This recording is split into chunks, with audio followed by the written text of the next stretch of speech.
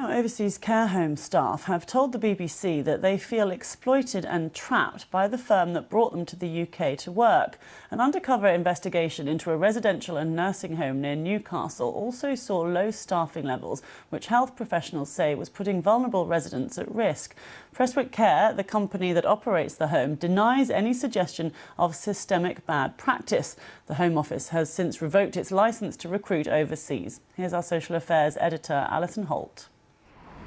An undercover Panorama reporter spent 8 weeks working as a care assistant here at Addison Court Residential and Nursing Home just outside Newcastle. More than 50 residents live here, paying an average of £1,100 a week. The reporter is soon told they're short of nurses. When they booked me, they told me it was 2 nurses. And I came, 52 residents all by myself. It's short staff all the time. Prestwick Care, which runs the home, says one nurse on duty is adequate as they're backed up by a team of care staff. But this nurse is struggling. She's from India and says she needs the visa, which is sponsored by Prestwick Care. And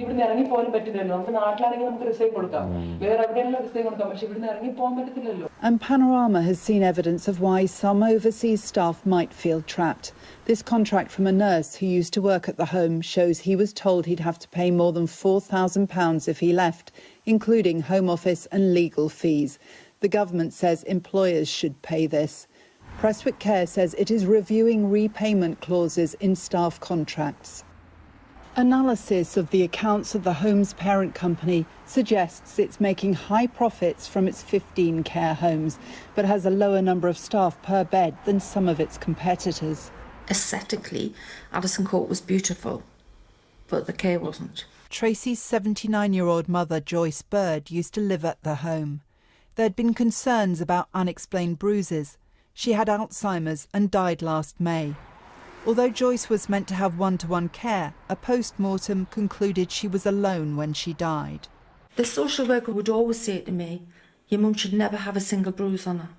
So my thoughts were that there were numerous times that she had been left unattended, and that's why she was falling as much as she did.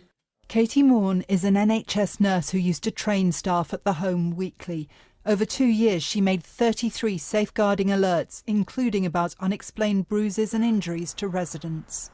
Families think the loved one's going to 24-hour care because they get round-the-clock care and they're getting looked after. And that's not what I witnessed. Prestwick Care is run by Bunty Malhotra. At a meeting for his Indian staff, he makes it clear loyalty is two-way. All nurses have to be registered with the Nursing and Midwifery Council. It's known as their PIN. And if you work for an English company, if you work for NHS, one mistake, report it to NMC straight away. In here, in 37 years, Touchwood, not single nurse has lost PIN. Not one. You think you don't make mistakes? You don't make mistakes? You don't make mistakes? But we will always protect our staff. This protection isn't allowed outside. Oh my God, he's almost justifying that if you make mistakes, we're going to cover it up. Prestwick Care says any suggestion of systematic wrongdoing or bad practice would be unfair and inaccurate, and that the safety and well-being